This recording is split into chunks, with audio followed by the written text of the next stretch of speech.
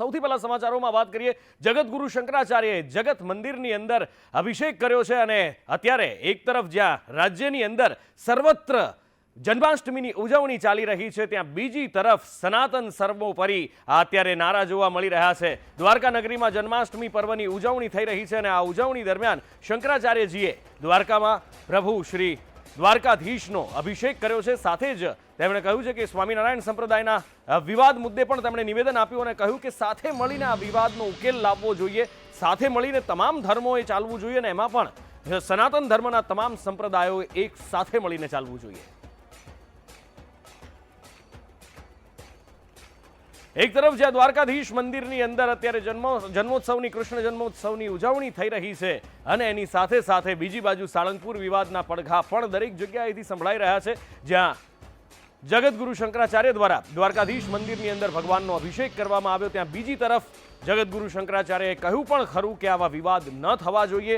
સનાતન ધર્મમાં તમામ પંથ, તમામ સંપ્રદાયે એક સાથે મળીને રહેવું જોઈએ, તેમ પણ તેમણે કહ્યું. તમામ ધર્મોએ પણ એક સાથે મળીને રહેવું જોઈએ. એટલે કે જે વસુધૈવ કુટુંબકમની ભાવના ભગવાન શ્રી કૃષ્ણએ આ જગતને શીખવાડી છે, એ જ વાત આજે જગતગુરુ શંકરાચાર્યએ પણ દ્વારકાધીશ મંદિરમાંથી કરી છે કે તમામ ધર્મોએ એક સાથે રહેવું જોઈએ અને તમામે એક સાથે હળીમળી સૌહાર્દપૂર્વક રહેવાની પણ તેમણે વાત કરી હતી. તો બીજી તરફ રાજકોટની અંદર આજે જે સંત સંમેલન મળ્યું હતું એની અંદર પણ સાળંગપુર વિવાદના પડઘા પડ્યા હતા. આ વિવાદની અંદર જ્યારે ચર્ચા થઈ રહી હતી, સ્વામિનારાયણ સંપ્રદાયના સંતોને પણ આમંત્રણ આપવામાં આવ્યું હતું, પણ સંતો ત્યાં પહોંચ્યા નહોતા. સનાતન ધર્મના, જૈન ધર્મના સંતો ત્યાં પહોંચ્યા હતા. અને બીજી બાજુ અત્યારે અલગ અલગ જગ્યાએથી એક જ વાત જોવા મળી રહી છે, સનાતન સર્વોપરી છે.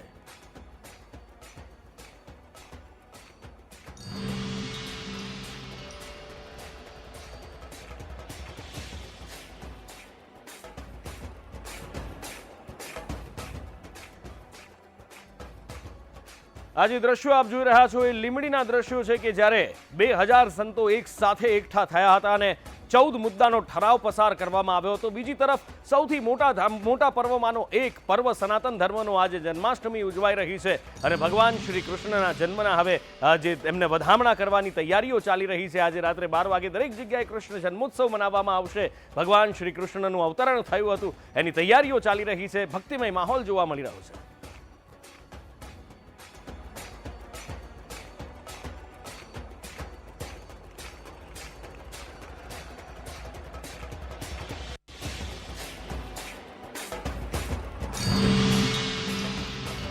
દ્વારિકા નગરીમાં જન્માષ્ટમીનો પર્વ ધામધૂમથી ઉજવાતો હોય છે. આખી દ્વારિકા નગરી હિલોડે ચડી છે. સોનાની નગરી કહેવાતી આ દ્વારિકામાં તમામ વિશેષ તૈયારીઓ આજના દિવસે કરવામાં આવી છે. ત્યારે આપણી સાથે જગતગુરુ શંકરાચાર્ય છે, એમની સાથે વાત કરીએ. ગુરુજી પ્રણામ. સૌથી પહેલાં તો ખાસ કરીને આ જન્માષ્ટમી વિશેષતાઓ શું છે? આપે પણ ભગવાનનો અભિષેક કર્યો અને ખુલ્લા મોઢે ખાસ કરીને જ્યારે અભિષેક કરવાનું જ્યારે વરદાન છે, સાથે જ તમે જ્યારે કરવા માટે ગયા હતા.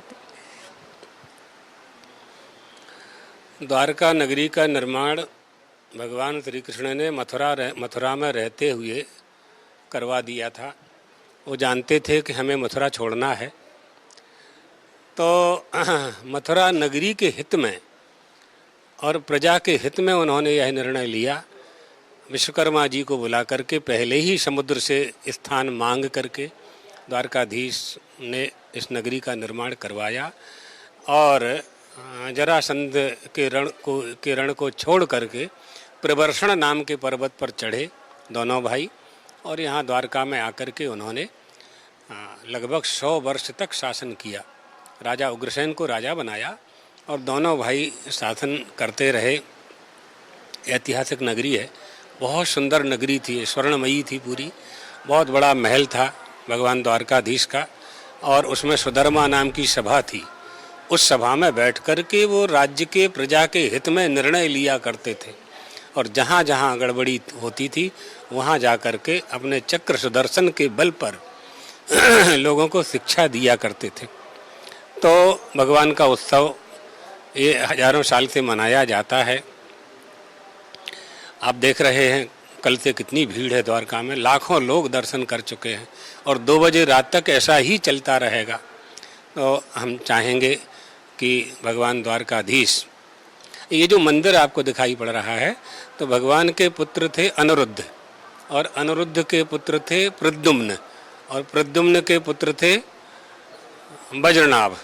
वज्रनाभ ने अपनी दादा की स्मृति में यह मंदिर बनाया। तो मूल जो द्वारका है वो समुद्र में डूब गई थी। हाँ, जब उद्धव ने बताया कि आपके दादा ने यहाँ शासन किया है, तो वज्रनाभ ने, प्रद्युम्न, अनिरुद्ध और वज्रनाभ ऐसा भी क्रम बताते हैं, तो तब से ये मंदिर है। बीच में जीर्णोद्धार इसका होता रहा है, लेकिन आप देख रहे हैं कि हजारों साल पहले पत्थर का बनाया हुआ है। कैसे इतना बड़ा पत्थर वहाँ ले गए होंगे। 115 फीट ऊंचा शिखर है। तो भगवान द्वारकाधीश से हम लोग आज के दिन, आज जन्माष्टमी है, रोहिणी नक्षत्र आने वाला है, अष्टमी तिथि है, तो भगवान के अवतार में अष्टमी तिथि भी होना चाहिए और अर्धरात्रि होनी चाहिए और रोहिणी नक्षत्र भी होना चाहिए। तब हम लोग अवतार भगवान का जन्म का उत्सव मनाया करते हैं। गुरु जी, आपने भगवान का अभिषेक किया, क्या प्रार्थना भगवान से? राष्ट्र की उन्नति के लिए ही प्रार्थना की, और वर्तमान में जो विवाद चल रहे हैं इनका समापन हो और आगे भी ये विवाद ना हो। हम आपस में किसी के एक दूसरे के साथ द्वेष न करें। रागत द्वेष ही मनुष्य के पतन का मूल कारण है, और रागत द्वेष आता है अभिमान के कारण, अभिमान आता है अविवेक के कारण, अविवेक आता है अज्ञान के कारण। हमको सबको मिल के रहना चाहिए। हमें राष्ट्र की उन्नति करना है, विधर्मियों से लड़ना है। हम आपस में लड़ेंगे तो विधर्मियों से कौन युद्ध करेगा। इसलिए हिंदू मात्र को, सनातन धर्मावलंबियों को और पूरे देशवासियों को देश के संबंध में, राष्ट्र के संबंध में एक होना चाहिए। सनातन वर्सेस स्वामीनारायण, अभी सारंगपुर जो मंदिर का विवाद चल रहा है, अभी वहाँ पे जो 2 तख्ती लगाई हुई थी वो बदल दी गई है। आगे क्या सनातन धर्म के जो साधु संत है वो आगे क्या चाहते हैं, आगे की रणनीति क्या? बदल दी गई है, बहुत अच्छा है, स्वागत है उसका, लेकिन उनके जो साहित्य हैं और जहाँ जहाँ हमारे देवी देवताओं को उन्होंने दास के रूप में बैठाया हुआ है वो भी उन्हें निकालना चाहिए। जिस कारण से रागत द्वेष बढ़ता है, आपस में बैर होता है, उस कारण को नहीं रखना चाहिए। हमारे देवी देवताओं को आप दास बनाएंगे, इससे आपके भगवान की, आपके गुरु की, आपके महापुरुष की महिमा नहीं बढ़ने वाली है।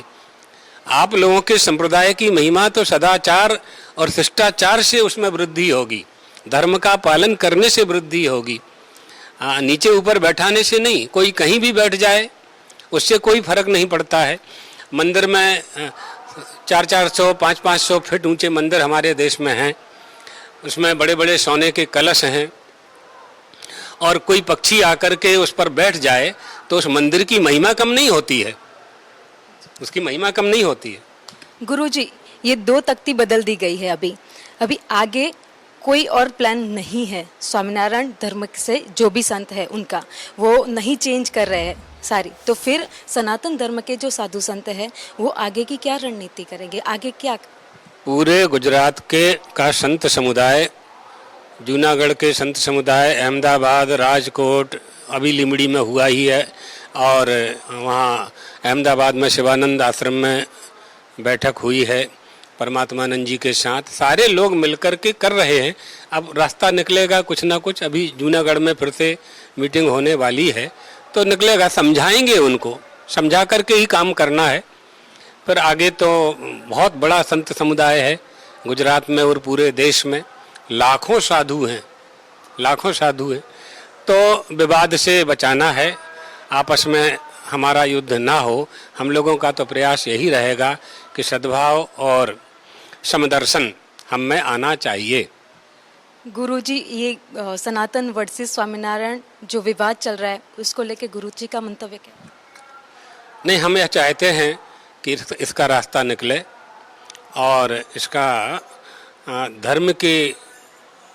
धर्म को मध्य में रख करके, अपनी आराधना को मध्य में रख करके, ये सब जो स्थान हैं, ये सब जो देवता हैं हमारी आराधना के लिए हैं। इनका आश्रय लेकर के हमें झगड़ा नहीं करना है। हमारे देवता का यानी हमारे उपास्य, एक उपास्य होता है, एक उपासना होती है और एक उपासक होता है।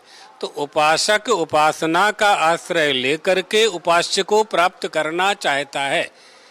जैसे आप अहमदाबाद राजकोट से आए तो गाड़ी से आए ना, तो गाड़ी में घूमना आपका उद्देश्य नहीं था। आपके चैनल वालों ने आपको इसलिए नहीं भेजा है कि आप गाड़ी में घूमो, आपका टारगेट था द्वारकाधीश को प्राप्त करना, जन्माष्टमी के फंक्शन का कवरेज करना, ये आपका उद्देश्य था। तो वो उद्देश्य जो है वो साध्य है आपका, और आप साधक हैं, और जिस गाड़ी में आए हैं वो साधन है। ये जो इंस्ट्रूमेंट हैं आपके उपकरण हैं, ये सब साधन हैं, है ना। तो इसलिए साधक साध्य और साधन, इनको समझना चाहिए। हमारी आराधना कब सफल होगी, किसी भी वस्तु का फल होता है। स्वामीनारायण के संत गुरुजी ऐसा बोल रहे हैं कि सच्चे सनातनी यानी सच्चे संत तो हम तिलक लगा के सच्चे संत है। सनातनी जो संत है वो चिलम पीते हैं, वो सच्चे कैसे हो गए? नहीं, सच्चे और झूठे की बात नहीं है। एक व्यक्ति अगर कोई गड़बड़ी करता है तो उसका आरोप पूरे धर्म पर नहीं लगाया जा सकता है। वो व्यक्ति का दोष है, धर्म का दोष नहीं है। नाव में छेद है तो पानी का दोष नहीं है। આપણી સાથે હતા શંકરાચાર્ય, જેમણે સમગ્ર ઘટનાને લઈને વિવાદિત જે ઘટનાક્રમ અત્યારે ચાલી રહ્યો છે એમનું કહેવું છે કે શાંતિપૂર્ણ માહોલમાં સમગ્ર જે વિવાદ ચાલી રહ્યો છે તેને પૂર્ણ થવો જોઈએ અને સૌએ સાથે મળીને રહેવું જોઈએ। કેમેરામેન સંદીપ રાઠોડ સાથે ભાવિની ડબગર, સંદેશ ન્યૂઝ, દ્વારકા।